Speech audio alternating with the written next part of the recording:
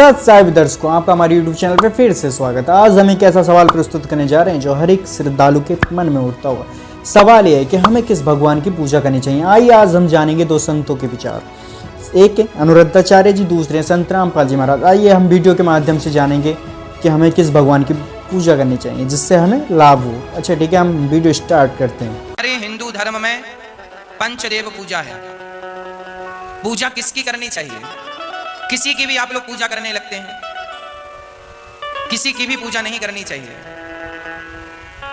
भगवान की दृष्टि से आप सबको देखें ये तो अच्छी बात है, पर पंचदेव पूजा है हमारे यहाँ। कौन कौन हमारे पंचदेव में कौन कौन है? भगवान नारायण, जिन्हें आप विष्णु कहते हैं। भगवान नारायण ही जब विश्व में सबके भीतर समाये तो उन नारायण का नाम विष्णु पड़ा। भगवान नारायण का नाम विष्णु कब से पड़ा?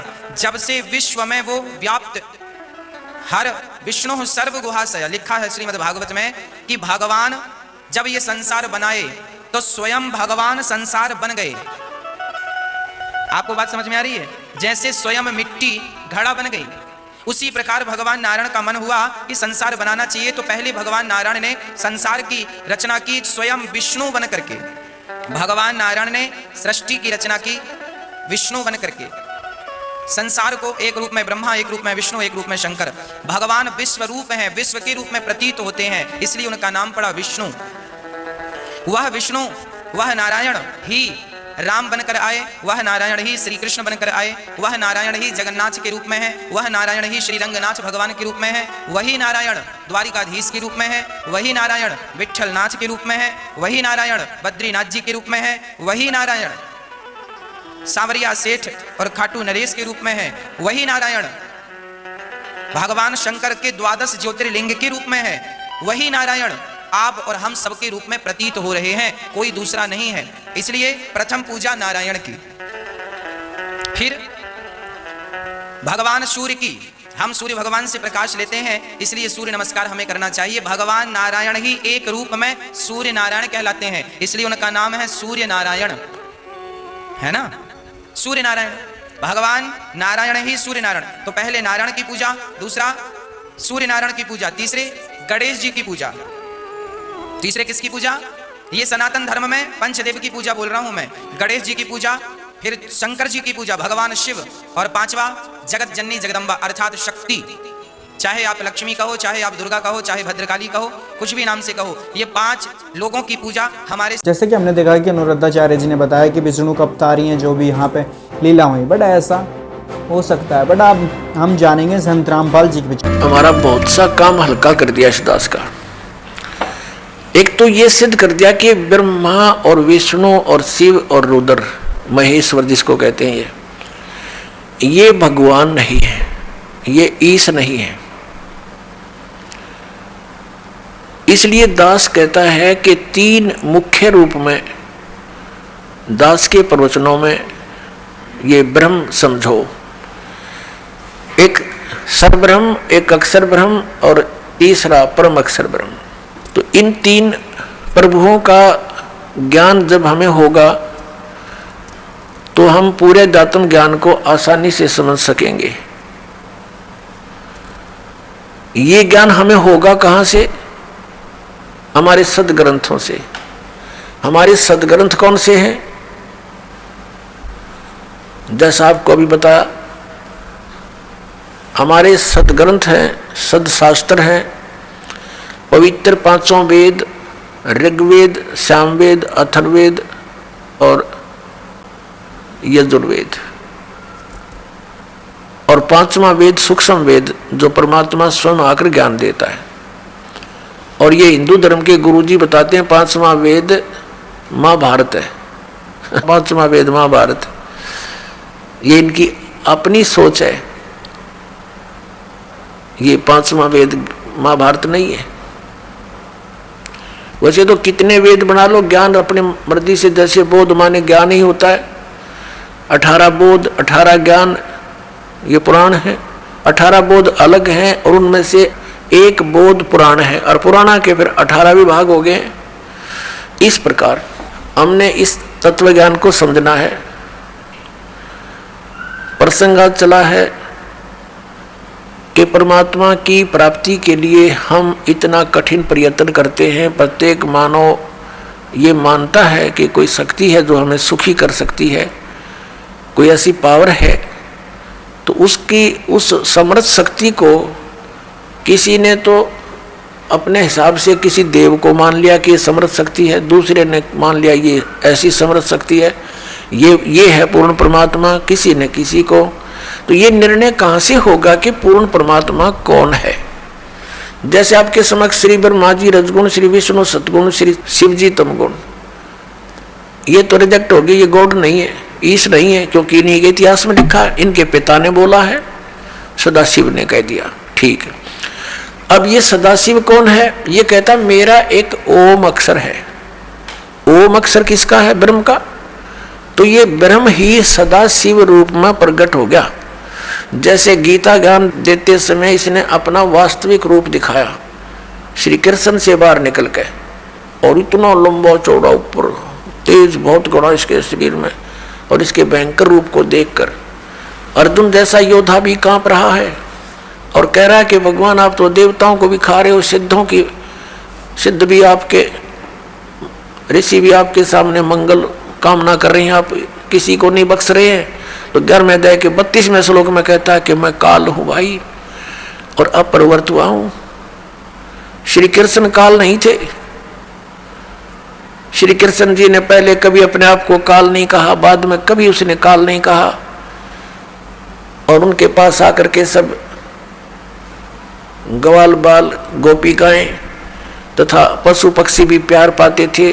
तो श्री कृष्ण काल नहीं थे, ये काल था श्री कृष्ण यानी विष्णु जी के पिताजी, जो इनको भी यहाँ अज्ञान से परिपूर्ण करके रोके हुए हैं। अपनात्मा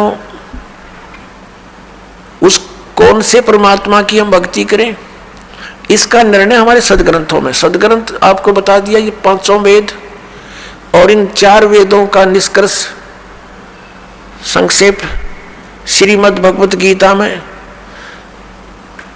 इस ब्रह्म ने ही बोला है, जो अभी विष्णु और ब्रह्मा जी को कह रहा था कि तुम ईश नहीं हो, तुमने अपने आप को ईश मानकर, कर्ता मानकर बहुत भारी गलती की है, बड़ा अचरज किया है, असंभव बात की है तुमने, कही है तुमने, तो ये भगवान नहीं है, ये तो क्लियर हो गया। और ये गीता ज्ञान दाता यही है, ब्रह्म है, सरपुरुष है, श्री कृष्ण में प्रवेश करके बोलता है। ये स्वयं कभी किसी के समक्ष नहीं आता, इसने प्रतिज्ञा कर रखी है। श्रीमद् भगवत गीता अध्याय नंबर 7 के श्लोक 24 और 25 में यही गीता ज्ञान दाता, ये ब्रह्म, ये काल, सदाशिव जिसको कहते हैं, ये कहता है कि मैं कभी किसी के समक्ष अपने वास्तविक रूप में नहीं आता। मुझ अव्यक्त को यह व्यक्तिम आपनम मनन्ते, ये बेबुद्धि के लोग, मंदबुद्धि के व्यक्ति मुझे श्री कृष्ण मान रहे होंगे व्यक्ति रूप में प्रकट। आई एम नॉट कृष्ण, मैं अपनी योग माया से छुपा रहता हूँ, मैं कभी किसी के समक्ष नहीं आता। ये मेरा अनुत्तम एक नियम है, घटिया नियम है और अविनाशी अटल नियम है कि मैं कभी अपने वास्तविक रूप में, जो ये मेरा रूप है, असली मैं काल हूं, मैं किसी के समक्ष नहीं आता। तो ये कहता है कि मुझे ये कृष्ण मान रहे हैं, मैं कृष्ण नहीं, मैं गुप्त अपने कार्य जो करता हूं, मेरे कर्म और जन्म अलौकिक हैं। श्रीमद् भगवत गीता अध्याय नंबर 4 के श्लोक नंबर 5 और 9 में इसने स्पष्ट किया है। इसके जन्म और कर्म अलौकिक कैसे हैं, ये अभी आने वाले समय में आपको बताएंगे। यहां प्रसंग चल रहा है कि 3 पुरुष हैं। अब साथ में एक कंसेप्ट और क्लियर करना पड़ेगा कि कौन से सदग्रंथ हैं जिनको हम प्रमाणिक माने। जैसे उपनिषद हैं, कोई कठोर उपनिषद है, कोई मांडुक्य उपनिषद है। ये मांडुक्य नाम का एक ऋषि था, उसने जैसा वेदों को समझा और जो अपना भक्ति विधि अपनाई और उससे जो उसको अनुभव हुआ, उसने अपना अनुभव लिख दिया। वो उस मांडुक्य ऋषि का अपना अनुभव है। उस उपनिषद में जितना भी ज्ञान वेद और गीता से मिलता है तो वो वेद और गीता का है, बाकी का उस मांडुक्य के अपने घर का है, वो हमें मान्य नहीं है, जो वेद विरुद्ध है। ऐसे ही अन्य उपनिषद समझे आप। तो ये ऋषिकृत है और ये वेद और गीता ये परमात्मा कृत है, प्रभु कृत है। गीता जी के अंदर थोड़ी सी भिन्नता है। जैसे जो ज्ञान वेदों वाला है वो सही है, कुछ ज्ञान में इसने अपनी अटकल लगाई है ब्रह्म ने। जो वेदों में ज्ञान दिया वो तो पूर्ण परमात्मा ने दिया है, इसके अंदर फीड कर दिया, इसका उसमें कोई रोल नहीं रहा। लेकिन आगे इसने ज्ञान दिया है तो ये बीच में इसका ये कहा जाता है कि ब्रह्म दत्त, ये ब्रह्म ने दिया ज्ञान। जैसे ये जीव है, ये है तो भगवान का, और जिस मां से जन्म ले लिया तो वो फिर उसका अधिकार मानती है कि मेरा है, ऐसा समझ लीजिए। और फिर उसी का ही कहा जाता है, बोला जाता है व्यवहार में। तो ऐसे ही चारों वेद पूर्ण परमात्मा ने दिए थे, इसके अंदर फीड कर दिए थे अंतःकरण में ब्रह्म के, सरपुरुष के। इस सरपुरुष ने, ब्रह्म ने अपने श्वासों के द्वारा इसको बाहर निकाला, अपने आप निकल के समय आने पर समुद्र के अंदर फिर इसने बाद में चारों को छुपा दिया था, जो बाद में सागर मंथन करने पर ब्रह्मा जी को प्राप्त हुए। एक इसने नष्ट कर दिया पांचवा वेद, जो जिसके देने के लिए परमात्मा को स्वयं आना पड़ता है। प्रत्येक युग में आते हैं और वो सच्चिदानंद घन ब्रह्म की वाणी वो स्वयं बोलकर हमें ज्ञान देकर जाते हैं, हमारा कल्याण करवाते हैं। तो उस वेद ज्ञान को इसने भी पढ़ा, उसके आधार से फिर इसने गीता में वेदों वाला ज्ञान दिया। हमने देखा कि संत रामपाल जी महाराज जी ने हमें प्रमाणों के साथ सिद्ध किया कि वहाँ पे ये लिखा, वहाँ पे ये लिखा, बट हर टॉपिक को एक प्यार से समझा है। क्या ऐसा ज्ञान कहीं बताया जा सकता है? नहीं। इसलिए अगर हाँ, ये इनका ज्ञान एक अनमोल है, संत रामपाल जी एक अनमोल तरीके से बताते हैं। इनकी वाणी एक एक लफ्ज़ वो हकीकत है, क्योंकि इन्होंने भगवत गीता और पुराणों और हर जगह से छाँट के हमें बताया है, हर जगह से ढूंढ के हमें ज्ञान की यार इतनी वो मतलब कि बता रहे हैं कि यही भगवान है, यही भगवान है। बट यहाँ पे लोग नहीं मान रहे। अगर आप अगर समझदार हो, पढ़े लिखे हो, तो प्लीज़ यार ज्ञान को समझो। और अगर आपको लगता है कि वहाँ पे अगर वो संत रामपाल जी महाराज गलत बता रहे हैं तो प्लीज़ वहाँ पे जाके देखो ना एक बार। क्यों यार डरते हो भाई? देखना चाहिए ना। मानो कि हमसे कोई गलती है तो आपको देखना चाहिए। बट अगर आपको वीडियो अच्छी लगी तो प्लीज़ यार ज़्यादा शेयर करें। और प्लीज़ थैंक यू हमारे यूट्यूब चैनल पर आने के लिए। शुक्रिया सत साहिब।